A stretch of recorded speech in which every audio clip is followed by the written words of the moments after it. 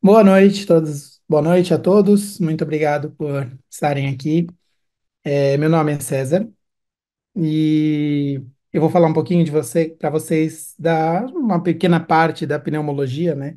Que são as pneumonias, né? Na verdade, as pneumonias foi um tema muito interessante para mim, que foi minha tese de mestrado foi baseada em pneumonias, né? A gente tinha nosso foco foi aqueles pacientes que tinham pneumonias bacterianas resistentes. Na verdade, era aquele paciente assumido que tinha pneumonia bacteriana resistente, e a gente foi fazer lavado broncoalveolar desses pacientes e ver quais bactérias que eram, quais não eram. No final, a gente teve uma surpresa. A grande maioria dos pacientes que a gente fez nem pneumonia bacteriana eles tinham. Mas a gente vai discutir isso um pouquinho para frente. Eu acho que a maioria não, acho que todos são alunos, certo? Variando aí do primeiro ao quinto ano. Então, talvez eu possa falar coisas que vocês ainda não tenham aprendido, não tenham visto na vida. Se for o caso, me interrompam, me avisem, perguntem que eu tento simplificar, tá? A gente acaba, como eu tenho uma variedade muito grande de alunos, pode ser que a gente erre um pouquinho, fale um pouquinho uma coisa mais complexa, e eu tento simplificar sem problema nenhum. Pode mandar aqui no chat ou abrir o microfone e fazer pergunta à vontade, não me importa, tá? Então vamos a isso. Então, só um pouquinho sobre mim. Eu sempre gosto para quem não me conhece, eu acho que talvez, não sei se alguém conhece, na verdade. Como eu falei, eu tenho meu mestrado, fiz na USP, no setor de clínicas médicas, estudando aí a parte de respiratório. E eu comecei a estudar respiratório porque depois que eu me formei, eu fiz a residência em clínica de pequenos na UNG, aquela lato sensu, né, que não é a residência verdadeira, mas também ajudou bastante, teve bastante aí experiência. Depois já comecei a estudar a pós de cardio e fui estudando cardiologia, cardiologia, cardiologia. E uns 2 anos depois que eu estava atuando como cardiologista, eu comecei a perceber que a enorme maioria dos pacientes que vinham encaminhado para mim não tinham doença cardíaca de todo, né? Eles tinham, na verdade, tosse, muitas das vezes, às vezes cianose, às vezes falta de ar, dificuldade para respirar, e a gente fazia avaliação cardíaca, estava tudo normal, e ninguém sabia o que fazer com isso, né? Ninguém sabia de onde tirar essa informação. Na minha própria pós, eu sou da terceira turma da pós-graduação da Anclivep, não tinha nem aulas de pneumo, ninguém falava muito em pneumologia na época. E aí eu fui numa palestra da Linel Johnson, foi num simpósio, se não me engano, da MedVet, acho, MedVep. Linel Johnson é uma das pessoas que mais publica, estuda, dos Estados Unidos, pelo menos na Califórnia, ela e a Carol Reineiro, sobre respiratório. E aí eu vi a aula dela e vi o quanta coisa a gente não sabe, não chega lá, porque a gente não sabe nem que a doença existe, né? O que mais me chocou foi um raio-x normal de um Spitz com tosse, que na hora que ela mostrou a broncoscopia, ele tinha colapso brônquico, colapso traqueal, e o raio-x era 100% normal. Então, aquilo abriu meus horizontes e me deu vontade de estudar pneumo. Então, já faz acho que 8 anos ou 9 que eu estou dedicando à cardiologia e à pneumologia. E então é uma área que eu gosto muito. Eu acho que a gente tem muito a aprender e muito a desenvolver ainda, mas é muito interessante. Espero que vocês gostem do que a gente vai conversar um pouquinho aqui. Eu estou já há 2 anos e meio morando em Portugal. Eu trabalho aqui no Instagram no HV Bicuda, que a gente sou veterinário sênior aqui. E aqui a gente tem umas particularidades aqui de Portugal. Os veterinários são um pouco menos especialistas e mais generalistas, mas eu acabo fazendo um pouco de tudo, mas os casos de cardiorrespiratório são todos encaminhados para mim, então é bastante interessante também. Então, espero que gostem. Qualquer dúvida, qualquer pergunta sobre qualquer tema, aqui estão as minhas redes sociais, a empresa que eu tenho no Brasil, a minha mesmo, que é essa César Souza, e o do hospital que eu trabalho aqui. Quem quiser acompanhar, eu sempre tento manter atualizado com coisas de cardiologia e pneumologia nas minhas redes sociais, tanto do básico ao mais avançado, tem um pouco de tudo lá, tá bom? Então vamos a isso. Primeira coisa, a gente não tem como falar de doença nenhuma, né? Acho que a maioria das palestras de todos os temas começam com fisiologia e anatomia, e essa não seria diferente, né? É, Principalmente para a gente poder tentar nivelar um pouquinho mais a turma, é claro, que alunos do quinto ano e contra alunos do primeiro ano tem muita diferença, vocês vão ver muita coisa ainda pela faculdade, mas vou tentar nivelar um pouquinho aqui para a gente poder chegar lá junto, tá? Então, funções do sistema respiratório são as mais óbvias, né? A gente tem, basicamente, resumindo no mais cru, é trazer o oxigênio que está na atmosfera, no ambiente, para dentro do corpo e tirar o gás carbônico, que é o resultado do metabolismo celular natural, de resultado do consumo da glicose, tirar o gás carbônico do sangue e jogar para fora, certo? Então, isso é o mais óbvio, mais clássico, que a gente consegue ver isso rapidíssimo. Tem uma função extremamente importante no equilíbrio ácido-básico. Então, não sei se vocês já estudaram ou vão estudar, mas quando vocês começarem a estudar hemogasometria, acidose metabólica, alcalose respiratória, né, o sistema respiratório tem uma função muito importante para regular a acidez sanguínea, tá? A acidez sanguínea que muitas vezes está associada com o acúmulo de gás carbônico. Então, faz parte, quando o sistema respiratório falha, a gente tem uma mudança na acidez sanguínea, no pH sanguíneo também e tem um papel extremamente importante nos cães, que é a termorregulação. Não é o momento, a gente não vai falar sobre isso nessa aula, mas animais que têm problemas respiratórios, principalmente problemas do sistema superior, laringe, narinas, palato, nessa região de cima da laringe para frente, eles têm problema de termorregulação e dependendo do ambiente ou da quantidade de exercícios que eles estão sendo submetidos, eles podem ter dificuldade para esfriar o corpo, né? Então, começa a produzir calor por qualquer motivo, por exemplo, um exercício e não consegue se resfriar e entra num ataque, num golpe que a gente chama de golpe de calor ou heat stroke, que é quando você tem uma alteração muito importante sistêmica em decorrência desse aumento de temperatura corporal. Também não é o caso, uma próxima, quem sabe, a gente conversa um pouquinho melhor sobre isso, né?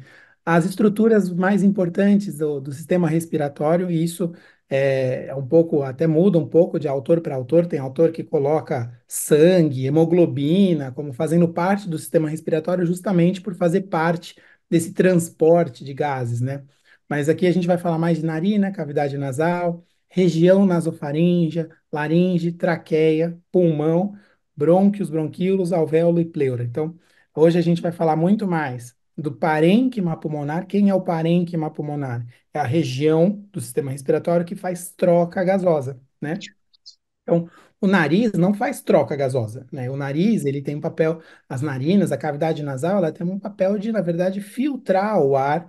Então, a gente tem que ter em mente que o ar é super contaminado.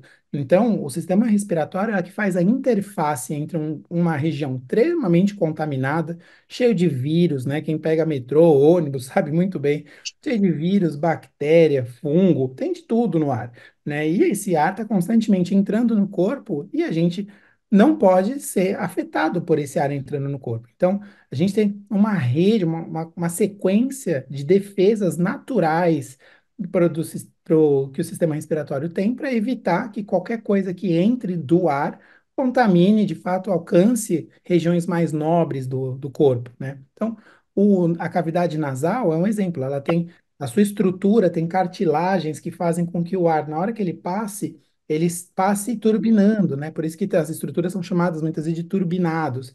O ar, ele passa rodando em alta velocidade, porque é um lugar estreito, e com esse movimento de rotação que o ar faz, ele joga tudo que é partícula para a periferia. E a periferia é a mucosa, que ela tem, junto com ela, um sistema de muco que faz com que essas partículas, bactérias, fungos, poeira, grude no sistema do muco, fique grudada e não alcance o pulmão. Então, só o começo aqui já tem estruturas muito interessantes que fazem com que esse filtro natural, além de resfriar o ar que entra muito quente ou esquentar o ar que entra muito frio, para que quando alcançar o pulmão, não afete o órgão que é muito mais especial, que é o pulmão, que está bem do lado do coração. Então, a cavidade nasal tem esse papel extremamente importante. Uma outra estrutura extremamente importante também, que faz parte da defesa do sistema respiratório, é a laringe, né, que é o gogó aqui, digamos assim, que é o que a gente consegue palpar aqui. Essa estrutura é uma cartilagem que ela basicamente ela abre e fecha. Ela abre para o ar entrar na traqueia e ela fecha, porque toda vez que ela está fechada, nada vai entrar na traqueia. Então, quando a gente deglute, quando a gente engole, tudo que está lá vai bater nessa laringe fechada e vai escorregar para o esôfago, bater na laringe fechada e escorregar para o esôfago e vai para o estômago. Então, a laringe é a porta de entrada, literalmente, porque ela tem duas camadas que se mexem mais, que é a epiglote, que faz esse movimento, e as aritenoides, que fazem esse movimento. Então, laringe fechada, laringe aberta, para entrar o ar, laringe fechada, laringe aberta. E junto da laringe também tem as cordas vocais. As cordas vocais ficam na laringe. Então, quando a gente tem alterações de laringe, a gente perde a voz, a gente fica rouco, assim como os cães podem ter alterações laringianas. E uma das manifestações clínicas comuns a isso é a disfonia, é o latido rouco, né? Talvez você já tenha visto aquele labrador mais velho, que em vez de fazer aquele bu, faz um bu, bu. Provavelmente ele tem uma alteração laringiana, e a mais comum é a paralisia de laringe. Isso também fica por uma outra oportunidade, senão a gente fica aqui falando de pneu a noite inteira, tá? Não, só para realmente a gente saber, vocês saberem que isso faz parte dos mecanismos de defesa.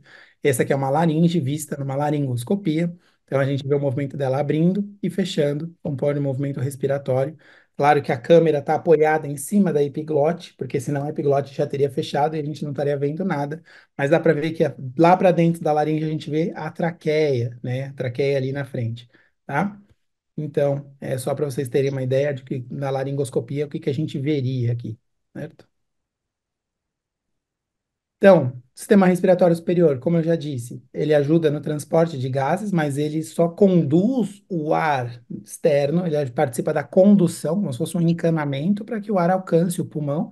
Tem um papel extremamente importante na proteção, através não só dessa característica anatômica que faz com que o ar projete as partículas para fora, mas também ele é cheio de receptores naturais, que vão fazer, por exemplo, caso aconteça uma coisa muito irritante, a gente espirra, espirra, espirra, porque o espirro nada mais é do que uma expulsão de ar pelo sistema respiratório superior para tirar qualquer coisa que irritou esses receptores. Então, o respirro e a tosse são reflexos naturais que vão tentar expulsar qualquer coisa maior que conseguiu, ou muito mais nociva, ou conseguiu adentrar uma região mais profunda. Então, é natural. Esses reflexos também são reflexos protetores. A termorregulação, eu já falei um pouquinho aqui, e a umidificação e o ajuste de temperatura também faz parte, tá? A gente tem a traqueia, né? A traqueia é essa estrutura cartilaginosa que a gente tem aqui, a gente consegue palpar a nossa traqueia, né? Muito facilmente palpável. Ela também serve como um cano que vai permitir a passagem do ar, mas além disso, ela está intimamente também relacionada à proteção dos pulmões. Ela só serve para condução, ela não faz troca gasosa, mas conduz o ar.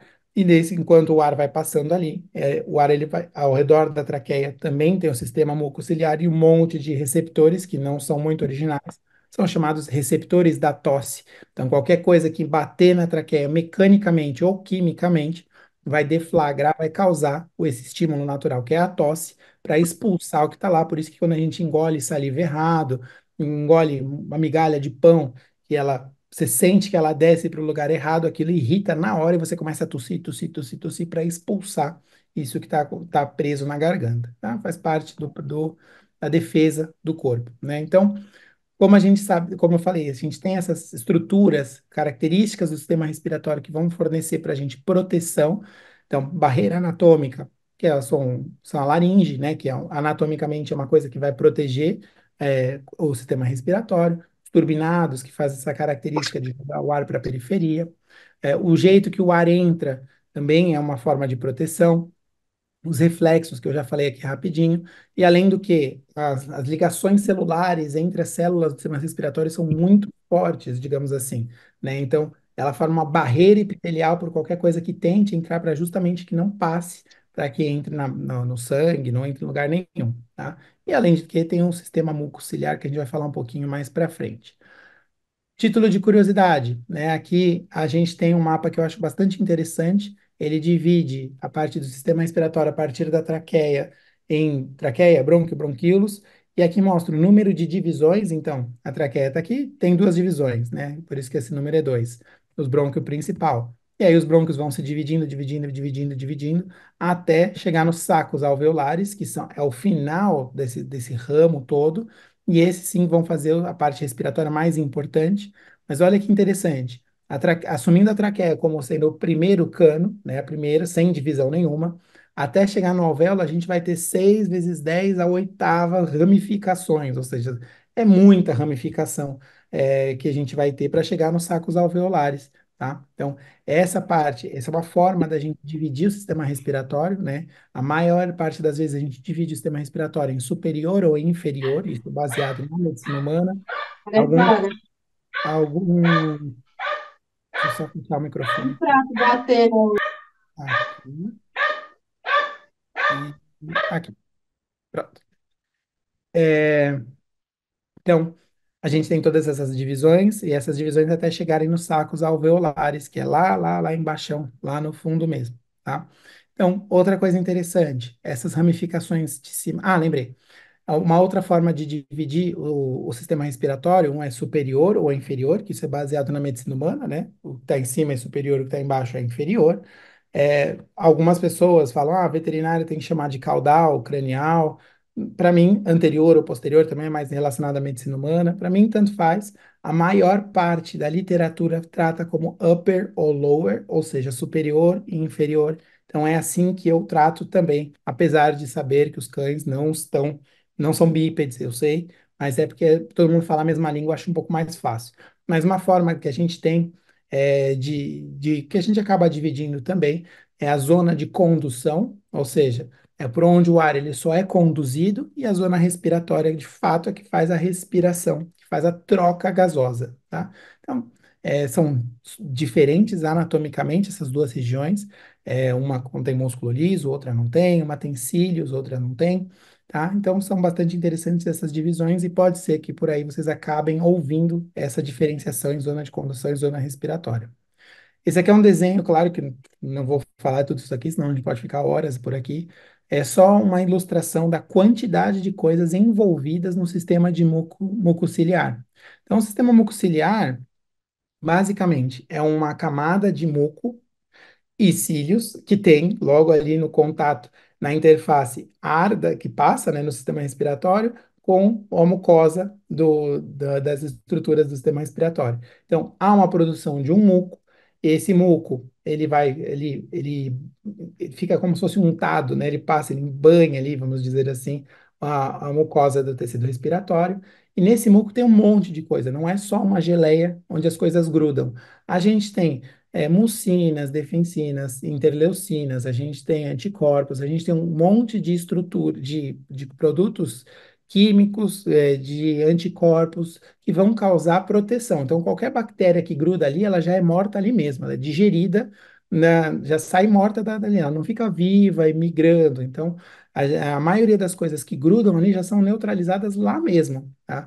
E aí, esse moco ele tem uma característica que são os cílios, que eles vão fazendo um movimento de assim, digamos, de abano, e vai mandando o que está mais para baixo para cima, o que está mais para baixo para cima, o que está mais para baixo para cima, até esse muco chegar no fundo da garganta, na boca, ou quando a gente vai deglutir, e esse muco vai sair do sistema respiratório e entrar no sistema digestivo.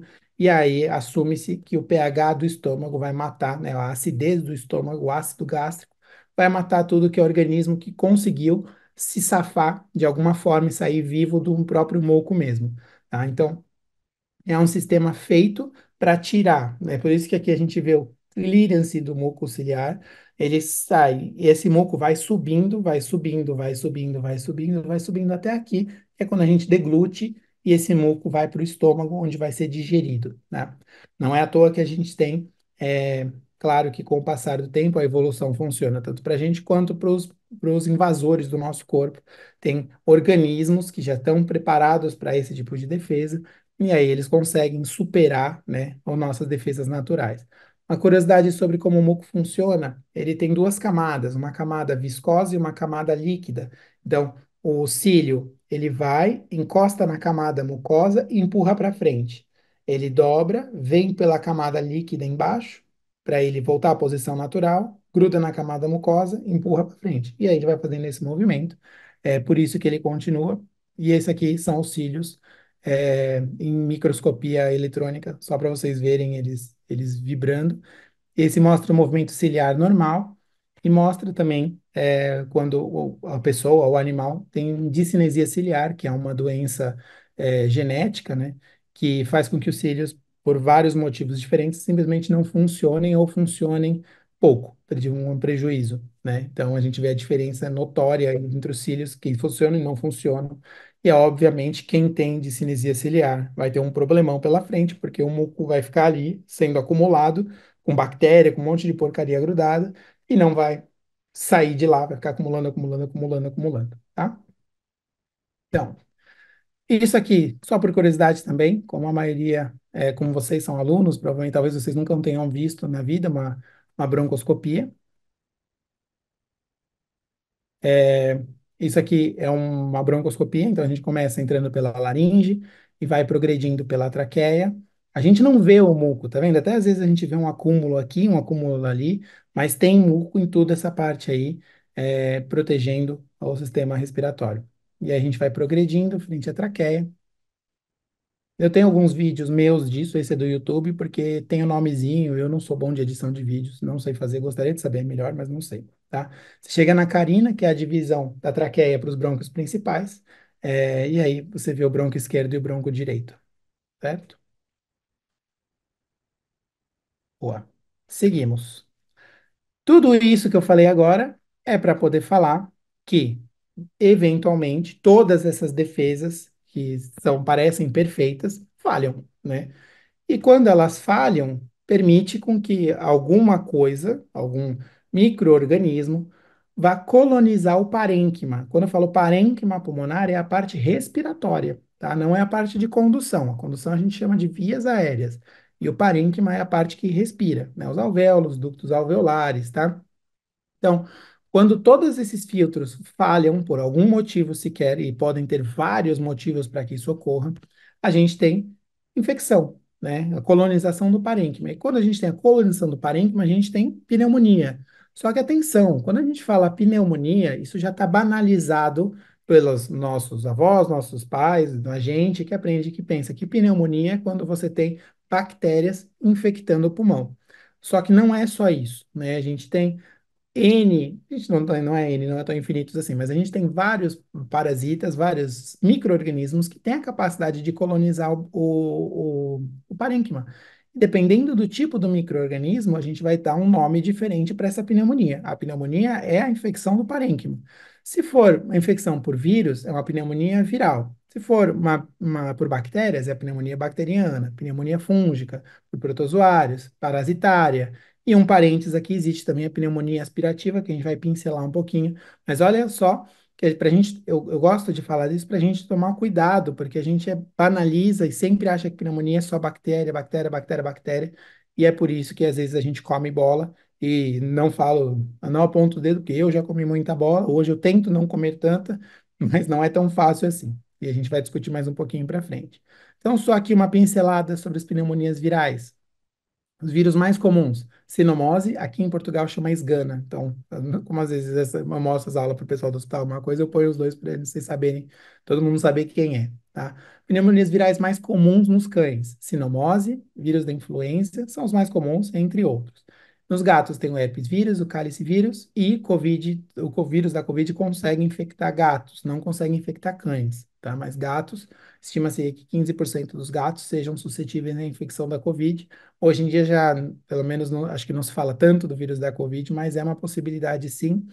Não se sabe ainda o papel do gato nesse ciclo, se ele pode transmitir de volta para outro humano saudável, isso não se sabe. Mas se o gato consegue, como tem uns receptores parecidos, o vírus consegue sim entrar na célula do gato e soroconverter, ou seja, consegue se reproduzir, isso já foi mostrado. Cão, não, mas gato sim, tá? Quais são a fisiopatologia da pneumonia viral? Quase todas as doenças virais do mundo, né? Não vou falar todas, mas a grande maioria das doenças virais não tem muita cura, né? Doença viral, via de regra, existe alguns antirretrovirais que funcionam, que tratam alguns vírus específicos, ok. Mas a enorme maioria das viroses, né, isso vale para as pneumonias virais, o que a gente faz é fortalecer o organismo ou tirar outras doenças que estejam concomitantes para que o organismo consiga combater aquele vírus sozinho. Então, a gente dá condições para que o corpo combata aquele vírus, porque, via de regra, vírus a gente não consegue tratar ainda diretamente, né? A gente tem algumas medicações que até conseguem atrasar a replicação, dependendo do vírus, mas, de forma geral, a gente não consegue. né? E como que o vírus atua no sistema respiratório? Ele entra no sistema respiratório, consegue fugir de todas essas defesas que a gente já falou, alcança o parênquima pulmonar, e aí o grande problema da pneumonia viral é, ele gruda na célula, mata aquela região, dependendo de quanto o vírus entra, está intimamente relacionado à carga viral, entra, mata aquelas células daquela região, e aí aquelas células que morrem vão abrir um espaço para que outras bactérias entrem e dominem. Então, o grande problema das pneumonias virais, na maioria das vezes, está relacionado com uma infecção secundária, tá? Porque o vírus em si normalmente é autolimitante. Às vezes, na maioria das vezes, ele mata o que tem que matar, ele morre junto, o corpo cria resistência, o corpo combate e pronto, acabou. Existem alguns vírus que têm, sim, potencial para não serem destruídos, ficarem fazendo coisas crônicas. Na pneumonia é um pouco mais raro, mas nas rinites virais, principalmente dos gatos, é possível que eles fiquem tendo recidivas virais quando a imunidade cai. Mas na pneumonia viral isso não é tão comum, ou pelo menos a gente não testa tanto assim, né? Então a gente nunca sabe se isso é uma recidiva ou se ele infectou de novo. Então, de forma geral, vírus para pneumonias eles vêm, causam a lesão, causam uma inflamação local, vão embora e deixa aberto para bactérias que muitas vezes estão associadas a eles, tá? Pneumonia fúngica. A gente tem uma lista de fungos que causam isso. A grande característica dos fungos, isso eu acho muito legal, esse trabalho é antigo pra caramba, é de 1985. Mas ele fez um mapeamento das regiões dos Estados Unidos, onde cada dos três tipos de fungo mais comuns estão relacionados e relatados e onde eles afetam. Então, lá o pessoal já sabia, pô, você está aqui, eu acho que aqui é a Califórnia. Tá na Califórnia, tem achados compatíveis com doença fúngica, deve ser uma coccidioidomicose. Ah, tá aqui no norte, acho que é aqui, sei lá, acho que é Nova York, sei lá. Isso pode ser uma blastomicose ou uma histoplasmose. Então, eles já sabem disso, mais ou menos pela região geográfica. E isso em 85. E agora a gente já, nos trabalhos mais novos, eles falam aquecimento global, globalização, facilidade de levar um cachorro para um outro, cachorro para outro lugar, né? E isso tudo fez com que esse mapeamento tenha se perdido um pouco, tá? Então, mas eu acho esse trabalho muito legal. Qual que é a característica da pneumonia fúngica? A fisiopatogenia da pneumonia fúngica é, geralmente, o cão, é muito mais comum em cães, eles estão lá cheirando e eles encontram, a maioria, esses fungos são todos saprófitas, ou seja, eles estão em corpos que estão em decomposição. Então, o animal vai lá cheirando, cheirando, cheirando, encontra uma carcaça, por exemplo, e está em decomposição, ele dá uma cheirada, eventualmente uma lambida, e esse fungo está ali, libera os esporos passam pelo nariz, cavidade nasal, que é essa figurinha aqui, né? Alcançam o epitélio mais distal, o parênquima pulmonar. Dentro do alvéolo, eles vão ser engolidos pelas células de defesa, fagocitados pelos macrófagos alveolares. E aí, o macrófago vai todo feliz e contente com o seu esporo fúngico, levar ele para o linfonodo drenante, né? Lembra que, para quem não teve isso ainda, o macrófago é uma célula de defesa que engole o patógeno e vai levar ele, vai migrar para o centro de linfóide, um centro de proteção, que a gente chama, às vezes fala de um quartel-general, onde ele vai lá e vai mostrar, olha o que eu peguei aqui, ó. Peguei isso aqui, para que o corpo consiga criar imunidade contra aquilo que o macrófago levou. Só que na hora que ele leva aquele esporo e ele mostra no linfonodo, aquele esporo começa a se replicar, replicar, replicar, replicar e vai se espalhando pelo corpo inteiro. Pulmão também, claro, mas uma das características das pneumonias fúngicas é a gente ter aumento dos linfonodos, porque estão todos tentando aumentar de tamanho para combater essa infecção, e muitas vezes nós temos manifestações clínicas relacionadas com outros sistemas que não são respiratórios, dependendo do fungo. Então, tem fungo que dá diarreia com sangue, tem fungo que dá alteração ocular, do sistema nervoso central, né? Então, isso faz com que a pneumonia fúngica, para a gente suspeitar de pneumonia fúngica, a gente normalmente tem um quadro sistêmico muito importante, né? Porque esse fungo, pela fisiopatogenia da doença, esse fungo, ele sai do pulmão, ele ganha corrente sanguínea e ele vai se espalhando pelo corpo inteiro, tá? Então é uma particularidade bastante interessante para a gente pensar na pneumonia fúngica. Em humanos, existe uma predisposição étnica, se eu não me engano, são pessoas asiáticas têm mais chance de desenvolver pneumonia fúngica, porque elas têm menos capacidade de combater. Mas em animais ninguém sabe nada a respeito. tá? É, é muito mais comum nos cães do que nos gatos, até pela característica da espécie, né? O cão vai cheirando, enfiando o nariz, um beagle, enfia o nariz naquilo e vai cheirando tudo que vê pela frente. Então, cães que têm acesso à floresta, a áreas, campos, onde pode ter ali um corpo em decomposição, são mais predispostos a desenvolverem pneumonia fúngica, tá? Quando eu dou esse tipo de aula para colegas de outros estados, né? Eu já vi relato de pessoas do Rio de Janeiro, do Sul, que pegaram pacientes, fizeram o lavado, que a gente vai falar um pouquinho mais para frente, e veio como pneumonia fúngica. Então, apesar da gente não ver muito nos livros ou nos negócios, existe, a gente tem que manter em mente. Talvez em São Paulo, não tanto, porque a gente não vai ter, até tem, mas não deveria ter tanto corpo espalhado por aí em decomposição natural, né? Então, talvez em São Paulo não seja tão fácil, mas é só se afastar um pouquinho mais, Cotia, essas regiões mais, nem são tão longe assim, porque eu morava no Taboão. Você começa, vai encontrar você pode encontrar essas coisas, por isso tem que estar sempre na nossa cabeça, tá? Não é todo dia, mas tem que saber que existe para não comer bola. Então, cães maior do que gato, geralmente animais mais jovens, né? Porque muitos jovens são imunocomprometidos e são mais curiosos. Então, vão atrás, vão cheirar, vão caçar, né? Então, acaba sendo uma população mais acometida, certo? Aqui é um raio-x clássico, digamos assim, de infecção fúngica, é do livro da Lynell Johnson.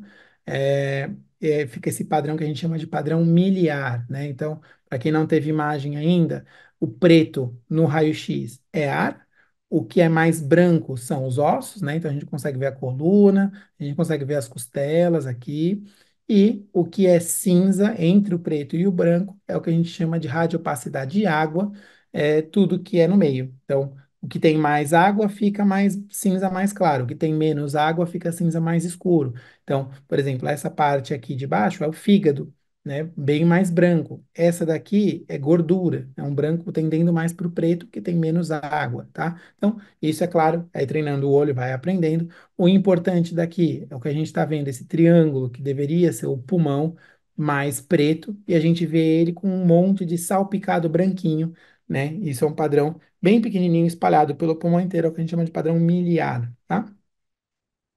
Pneumonia protozoária, essa sim é rara, tá? Essa eu acho que essa deve ser a mais rara de todas por um simples motivo. Geralmente pega filhotes e mata todo mundo.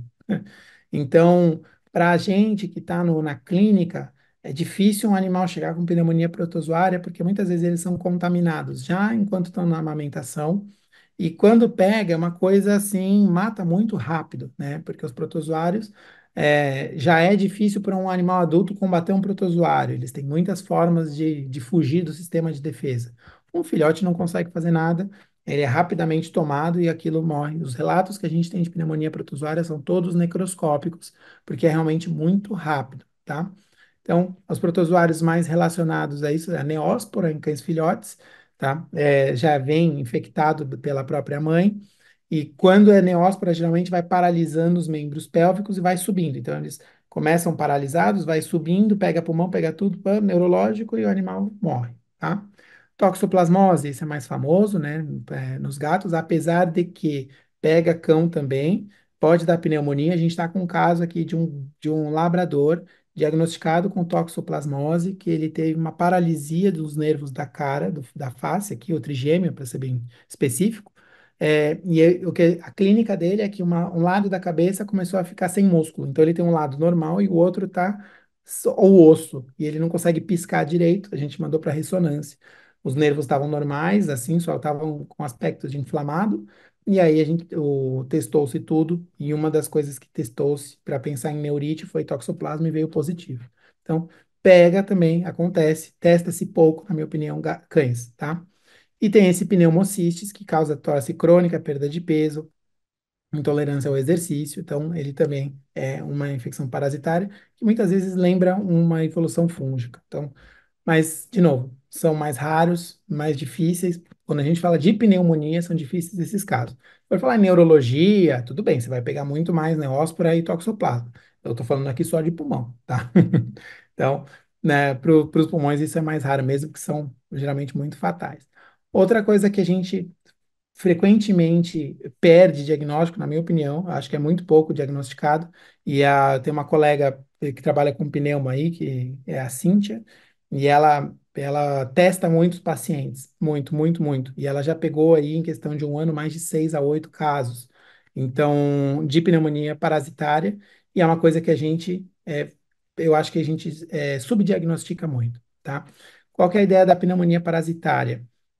São também pacientes que são caçadores, filhotes, gatos ou cães que caçam.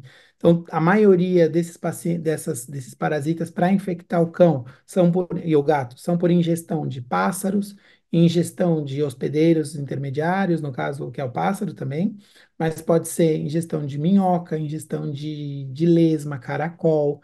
Tá? Então, esses pacientes que gostam de comer tudo, filhote de golden que come de tudo, gato que caça qualquer coisa que anda minimamente, podem se infectar. Tá? Gatos indoor e cães que não têm, né, um pincherzinho do colo, é muito mais difícil se infectar, porque essas parasitas, na maioria das vezes, quase todos, são transmitidos por ingestão desses bichos. Tá?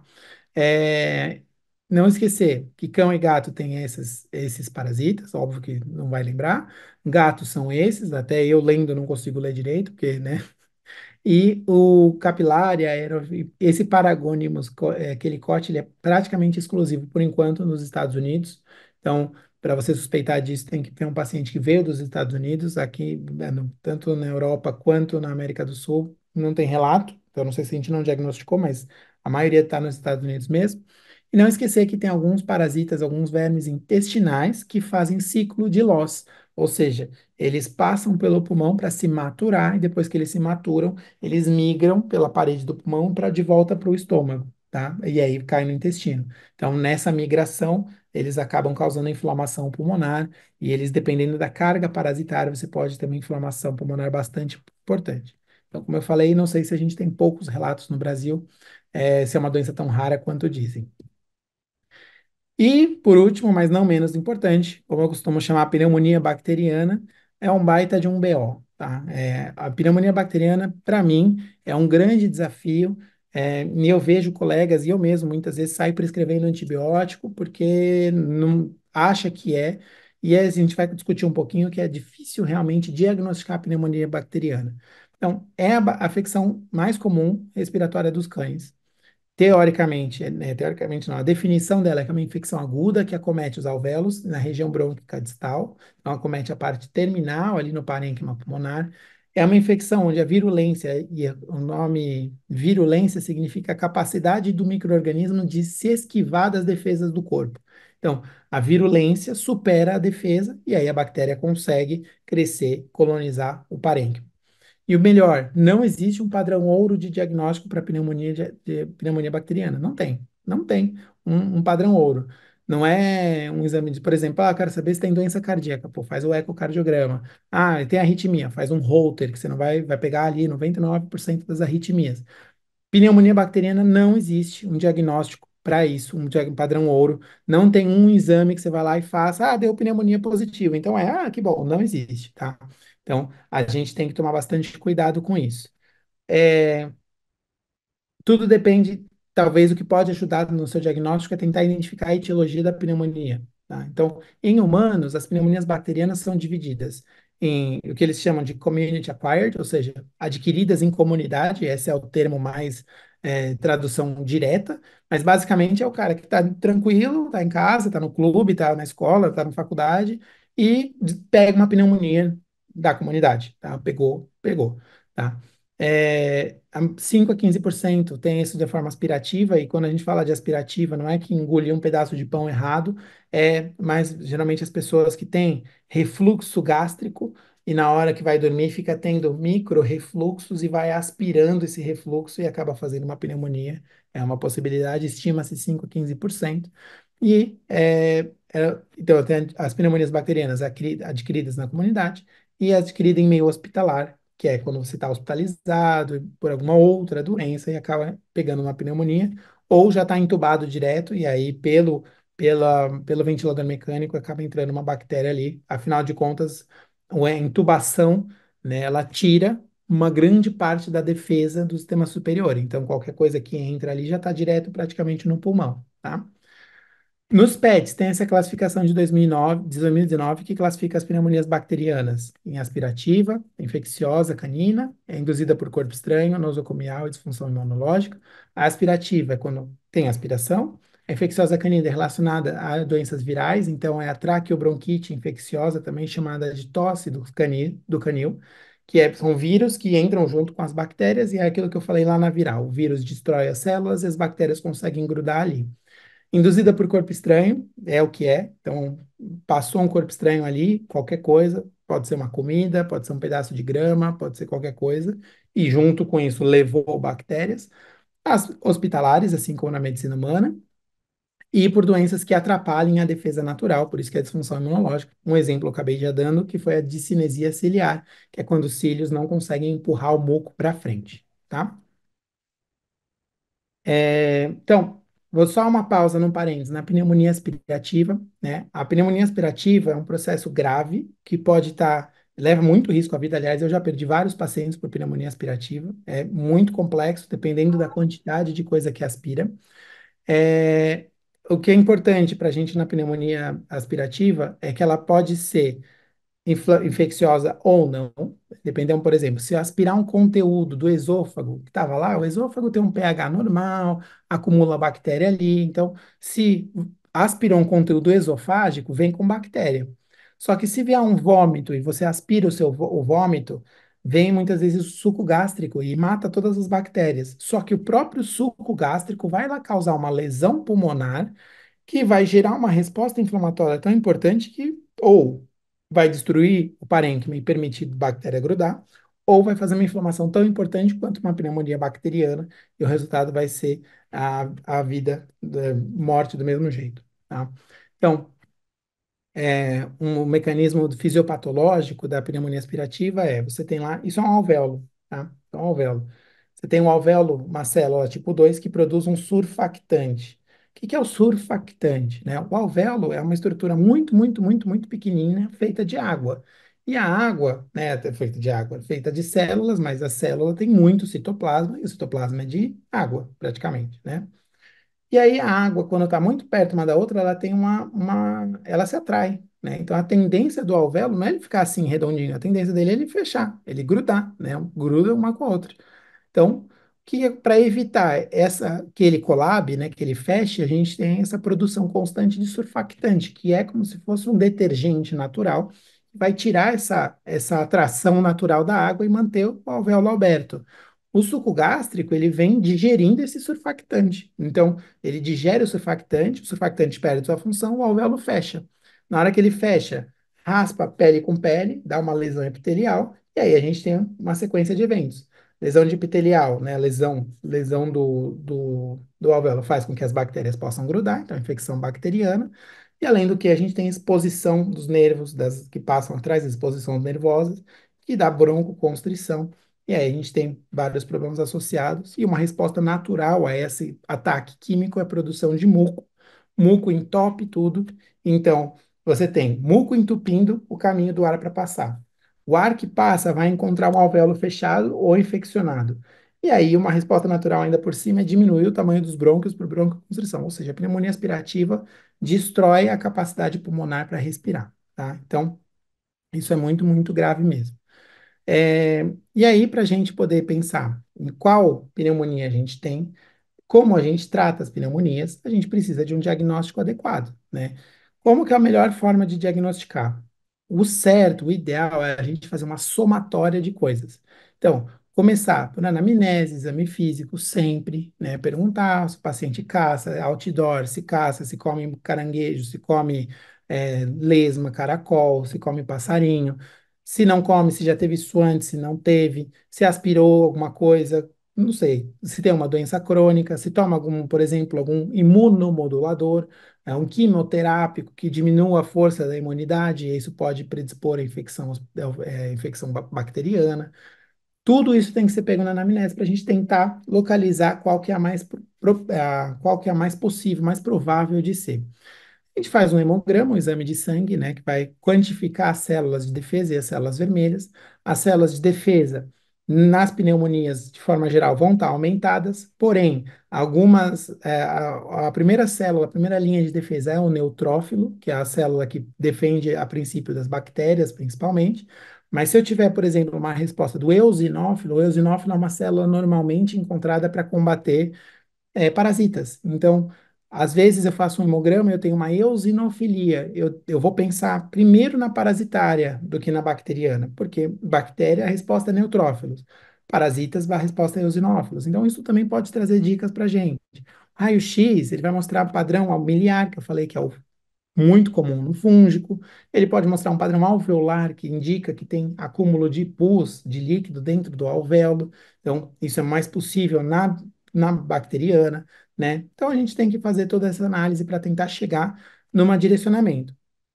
Chegou nesse direcionamento, existe um trabalho, que eu até não pus aqui, de 2017, que fala: chegou num paciente que está prostrado, por exemplo, com febre, e ele tem achados compatíveis com pneumonia, o ideal é que a gente colete material desse pulmão para que a gente saiba o que está acontecendo lá dentro. Se tem uma infecção bacteriana, se não tem, se é fúngica ou se simplesmente é inflamatório. Existem doenças inflamatórias que o pulmão fica todo inflamado, cheio de líquido, cheio de muco.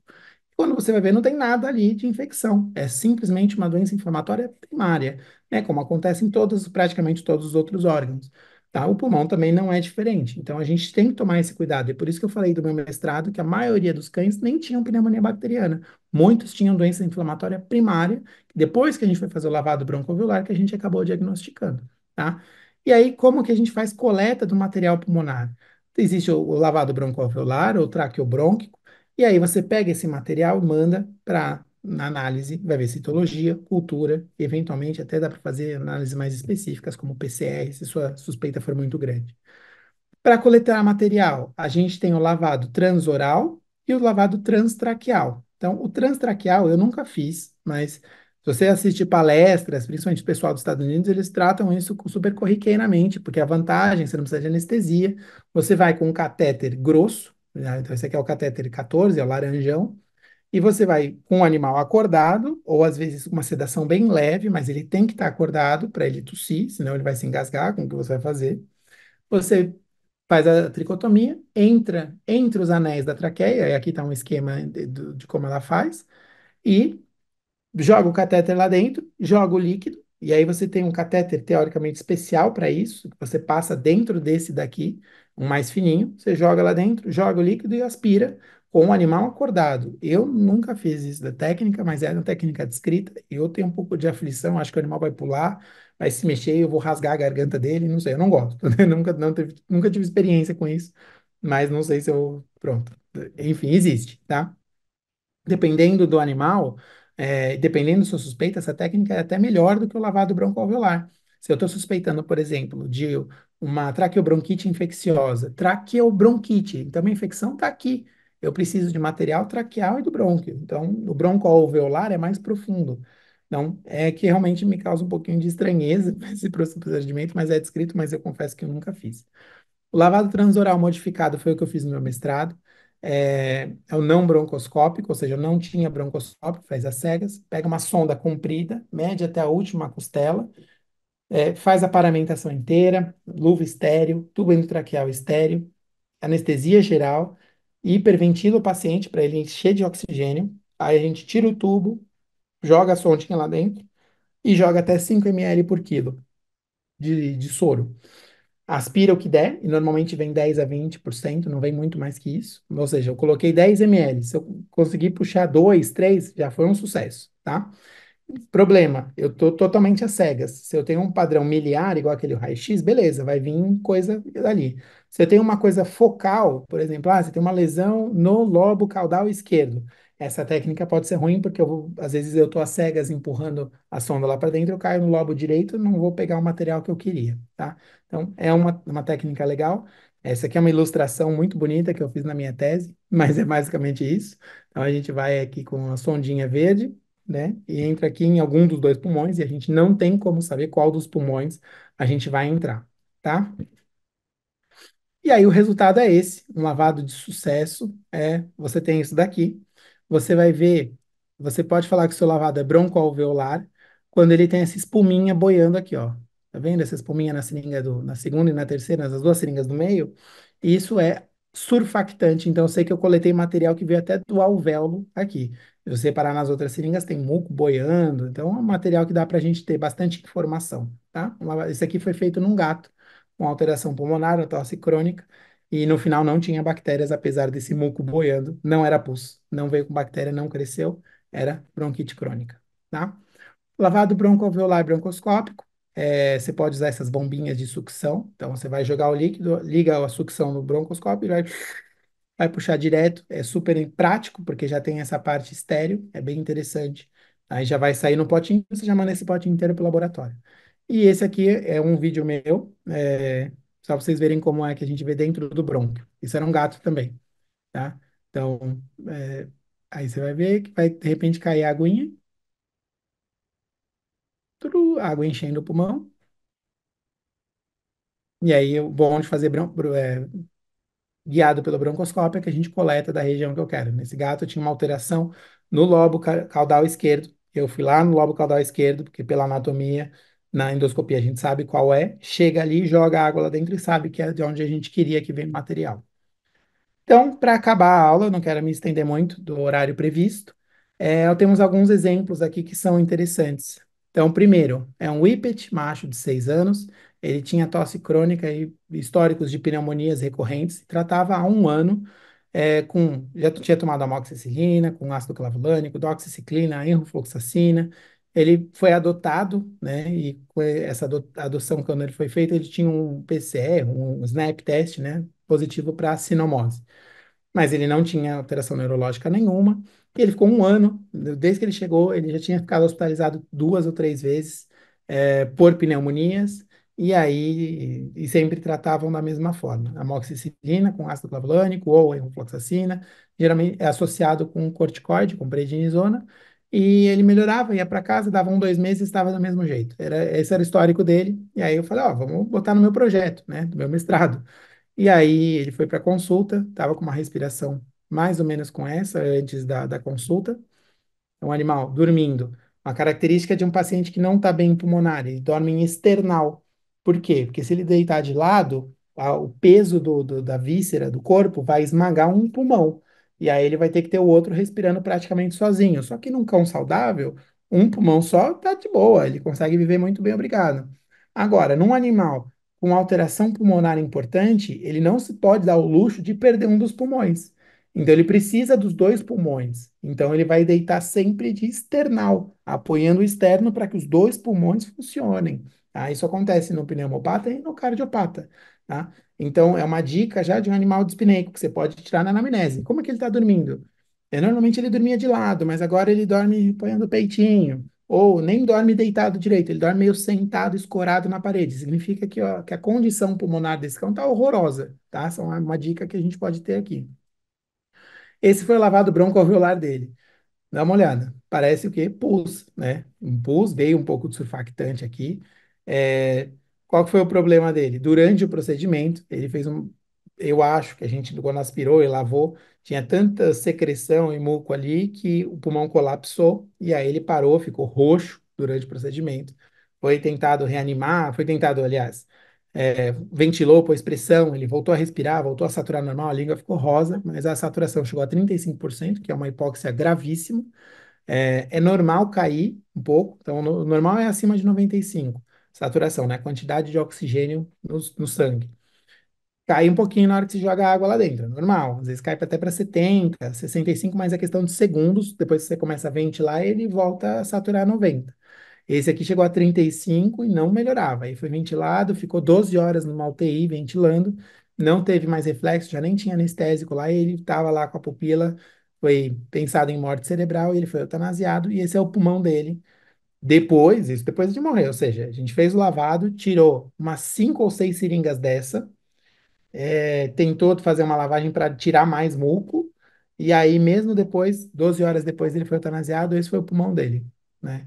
Que quando a gente vê isso, o que que a gente pensa? Pô, uma pneumonia monstruosa, né? Para quem não está identificando, aqui é a traqueia, aqui é a carina, a bifurcação dos dois brônquios, pulmão esquerdo e direito, não sei qual é qual. Acho que esse é o esquerdo e esse é o direito, mas enfim. Olha, estou entupido literalmente por essa secreção purulenta aqui. Mandamos para análise. Cresceu Klebsiella, só que na citologia, quando olharam as células, não tinha células, não tinha neutrófilos, praticamente, e não tinha bactérias. Não tinha sinal de fagocitose, não tinha luta de corpo contra a bactéria. Só tinha muito eosinófilo. E aí, incluindo a conclusão da citologia, foi processo inflamatório eosinofílico agudo asséptico, sem bactéria.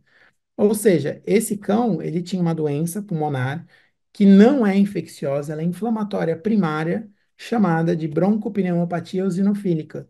E esse cão nunca precisou de tanto antibiótico, ele morreu porque não foi diagnosticado previamente, ele ficou um ano sendo tratado com antibióticos, e se a gente tivesse feito um lavado antes e ter detectado esse processo eosinofílico, ele precisaria de corticoide, imunossupressor, para diminuir a resposta imunológica, porque isso é uma inflamação primária, tá?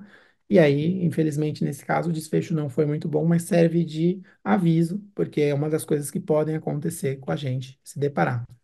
E esse caso aqui, um felino de 3 meses, esse já foi aqui em Portugal, foi há alguns dias. Já foi adotado com uma respiração mais rápida. Então, a proprietária me falou isso na visita, né? Ela virou, eu fui adotar esse gato, eu nunca tinha tido gato. Eu cheguei para a proprietária e falei, eu quero é aquele ali, coitadinho. Ele está respirando assim por quê? E é estresse, mas é normal.